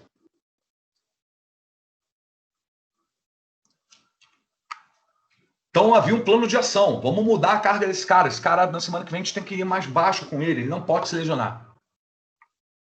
Você consegue fazer isso e perceber coisas boas também. Um cara que está com bem-estar lá em cima. Tudo isso. Vamos manter a carga. Outras ferramentas podem fazer isso? Sim. A gente tem uma ferramenta, por exemplo, que não vai ter as 70 e poucas perguntas, é muito mais rápido, que é a escala de Grams, que ela vai ver questões de humor e vai relacionar com perfis, onde esse perfil identificado como iceberg invertido está associado a uma redução de desempenho e, inclusive, a percepção da síndrome de excesso de treinamento, do overtraining. Então, eu tenho um questionário que pode me dizer se você está em overtraining. Tudo isso é carga interna. Eu consigo ver isso no primeiro, no segundo, no terceiro microciclo. Eu vejo como você está se alterando. Algo aconteceu aqui, porque no terceiro microciclo o cara estava raivoso. Olha o vigor do cara aqui embaixo. A fadiga, o ponto mais alto que ele teve nos 3 ciclos. Esse cara, na próxima semana, tem que ter a carga reduzida. Outras opções. Sono. A gente teve a oportunidade também de medir o sono. Para que serve isso? Bom, existe uma hipótese fisiológica, né? O sono ele é um autorregulador de caráteres, principalmente endocrinológicos. Então, se o cara estiver bem de sono, ele está com uma boa capacidade de recuperação. Eu tenho que monitorar o sono. Alguns trabalhos, então, evidenciam uma redução do desempenho, um monitoramento do sono com base em relógios com acelerômetro. De novo, o tal do acelerômetro. E a gente vê aí que, basicamente, não quero me alongar muito porque já estourei todos os tempos, mas que o melhor desempenho esportivo está associado a uma extensão do volume total do sono, tá? Indivíduos que dormem mais parecem ter um melhor desempenho em diferentes tarefas no basquete, como, por exemplo, lances livres, lances de 3 pontos. E eu vou ver também que alguns indivíduos com uma menor proporção de sono tendem a se lesionar mais. O que, então, a gente pode falar? Bom, monitorar a carga de treinamento é essencial, pode me ajudar a melhorar o desempenho e reduzir lesões. É importante utilizar uma variável apropriada, seja na questão interna ou externa. O agudo crônico é algo importante, porque é um descritor sintético matemático que vai me informar das elevações, aumentos, proporções do meu treinamento. Dentre os métodos que eu tenho uma importância grande em influência de aspectos tecnológicos, tenho a versatilidade de algumas técnicas que são mais básicas, que vão usar só a percepção subjetiva de esforço, e tenho também os questionários. Mas monitorar é controlar? Na realidade, não. Controlar é intervir. Então, para intervir, eu tenho que interagir com diferentes profissionais. Todos esses profissionais são profissionais de ciências do esporte. E eu já tive essa oportunidade de viver isso, né? Com diferentes esportes. Tudo isso demanda o quê? Reuniões, relatórios, capacitações, mas, sobretudo, uma boa capacidade de integração. Não adianta ser o rei da fisiologia e nem o rei do treinamento se não souber fazer uma boa resenha, se não tiver a cabeça aberta. Inclusive, alguns estudos procuram ver isso.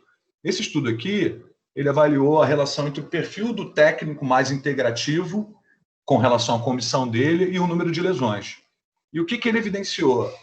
Que o menor número de lesões ocorre em comissões que tem um técnico-chefe que estimula a integração, onde também a tomada de ação ou decisão no final é suplantada ou suportada por toda a comissão. Ou seja, parece que essa questão de carga de treino e esporte não é só ciência, não é só trabalho, envolve uma questão pessoal que é uma adequação dessa informação para diferentes profissionais e a integração do significado dessa informação para esses diferentes profissionais. Essas são algumas referências, algumas fotos aí, uns períodos aí profissionais e o e-mail para vocês. Desculpe aí por estourar todos os pontos e tempos aí possíveis. Que isso, Bruno. É uma grande oportunidade. Eu sei que a gente acaba sempre passando, mas para a gente aqui está sendo um grande prazer estar escutando vocês. Excelente palestra. Estou aqui escutando vocês, professora Sheila, professor Bruno. Fiz até algumas anotações aqui. Vou pedir de novo para você colocar o e-mail, tá? Porque o pessoal poder tirar o print, né? Agora. Isso, aí o e-mail do Bruno J. O Jefferson está me ouvindo? Vou pedir rapidinho para o Jefferson, que é da sala de matrícula. A gente está transmitindo esse evento também para a feira, né, de profissões que está ocorrendo na unidade. Jefferson, você me escuta? Oi, professor.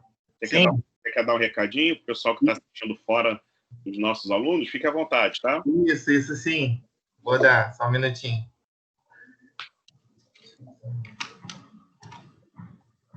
Está aparecendo. Oi, pessoal. Boa tarde. Tudo bem? Estão me ouvindo legal? Sim, estou te ouvindo. Sim, boa tarde. Boa tarde, ouvindo sim.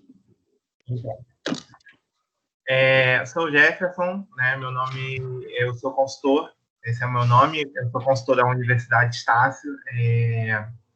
Quero agradecer primeiramente a participação de todos os mestres e docentes aí que estão brilhantando a nossa feira, né? Muito obrigado aí pela parceria. A gente está num momento muito difícil, né? Mas é num momento de crise que a gente vê oportunidade, né? Que a gente cria e gera oportunidade. Então, eu vim aqui para isso, né? Para trazer oportunidades para cada um de vocês, né? Tanto para quem já é aluno, que pode estar indicando alguém que talvez ainda não ingressou no ensino superior, e para você que está aí como nosso convidado, está aí assistindo, participando da nossa feira, né? E tem interesse em ingressar na faculdade. A gente está com uma campanha bem legal, tá? Para ingressante. Da Black Friday, a gente está com uma oferta de 50% de desconto durante todo o curso, tá? Para você que tem interesse em ingressar no ensino superior.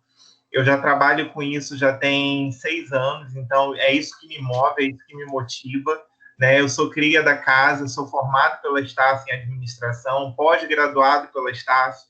Então, eu falo da Estácio com muita propriedade porque eu vivo isso, né? Hoje a gente está em todos os estados do Brasil, a gente é a maior instituição de ensino do país em ramo de nível superior, tá? Então, assim, a gente está com essa oportunidade, você não pode ficar de fora dessa. É 50% de desconto durante todo o curso, válido para graduação, pós e segunda graduação. Tendo interesse, só me chamar no WhatsApp, que eu vou te passar informações, valores e tudo mais. O WhatsApp é 21, né? 97915-0521. 97915-0521. E aí você me chama, tá? A gente vai poder conversar com mais calma e eu estou à disposição. Quero deixar também para vocês o Instagram da unidade, para que vocês possam acompanhar as nossas novidades. É @EstácioNI_matrícula. @EstácioNI_matrícula. Mais uma vez, eu só tenho a agradecer e estou à disposição para que precisarem. Obrigado. Pessoal, obrigado. Lembrando que se esse evento estivesse ocorrendo, né, na unidade, hoje a gente teria diversos alunos do ensino médio, né, participando, assistindo, conhecendo, como uma forma aí de se interessar pela área, os quais a maioria que aqui se encontra já escolheram. E eu costumo dizer o seguinte, né, doutora Sheila e doutor Bruno, eu não acredito na educação física, eu coordeno o curso de educação física em Nova Iguaçu, mas eu não acredito na educação física sozinho. E durante também muito tempo na minha carreira, trabalhei diretamente com nutricionistas e sempre vi a necessidade, a importância de trabalhar em conjunto. E aí essa ideia, né, com a coordenadora de nutrição, a professora Natália Rodrigues, de criar, de organizar um evento, né, para que a gente possa aí compartilhar os conhecimentos e entender a importância do trabalho, né, inter, multi e transdisciplinar. Tá bom? A gente realmente estendeu aí o nosso horário, a gente vai até 1h, né? A gente já está no horário de 1h20. Eu vou pedir para vocês, vou dar 2 recados. Certificado, não deixem de entrar no Simpla para fazer a inscrição, tá? A gente tem aí o contato também do Instagram, do CONIG, lá tem o Instagram dos nossos convidados de hoje. Quem quiser fazer qualquer tipo de contato, pergunta, tem aí o e-mail dos nossos palestrantes diretamente para vocês, tá bom? A inscrição, Rafael, ela tá nesse código QR que está aparecendo para você aí, ó, do lado direito, tá vendo? Em cima do Simpla. Só você colocar o teu celular, aí que vai direto para o site, ou entrar nesse encurtador aí, JoyBU, que também você entra lá. No próprio Instagram do CONIG, a gente tem lá na bio todos os links para as palestras, tá bom? E hoje a gente ainda tem a nossa palestra do dia da noite, e vai até quarta-feira, né, recebendo aí os diversos profissionais. Então, queria agradecer muito a doutora Sheila. Doutora, está me ouvindo, doutora? Estou ouvindo. Agradecer muito a sua participação, tá? Eu que agradeço. Provavelmente alguns alunos irão entrar em contato aí com a senhora. Fica à vontade, gente. Posso demorar um pouquinho em responder, mas eu respondo. Muito obrigado. Muito obrigada. Obrigada mesmo. Né? Então, vocês abriram aí o nosso evento de forma brilhante. Então, a gente só tem a agradecer aí a professora Sheila e o professor Bruno também, né, por ter trago aí todas as evidências recentes nessa área, que é uma área que encanta e interessa muito aí os futuros profissionais de educação física. Tá bom, Bruno? Pô, foi um prazer, Di. Obrigado pela oportunidade aí e de estar aí podendo ajudar aí, falar mais uma vez com os nossos alunos aí do campus, né? É um prazer para mim. Estamos às ordens aí, no que precisar. Legal. Gente, um abraço para todos vocês. Boa tarde, bom almoço e aguardo todo mundo, tá? Às 18 horas, hoje, segunda-feira, dia 30 de novembro, para a gente receber os nossos convidados para dar sequência no nosso congresso, tá bom? Lembrando, a presença ela é feita de acordo com o relatório, então vocês entraram, a gente agora vai organizar o relatório de presença de vocês, tá bom? E o certificado, quem tiver interesse, solicite aí, faça a sua inscrição, que a gente vai estar encaminhando para vocês pelo SIM. Um abraço, até mais tarde. Tchau, tchau, pessoal. Um abraço, parabéns pelo evento, tá, Carlos? Tá bom, Sheila. Um abraço. Valeu, Sheila, um abraço. Tchau, tchau. Tchau, professor Bruno. Tchau, gente. Tchau, foi um prazer, querida. Tchau, tchau. Até. Igualmente.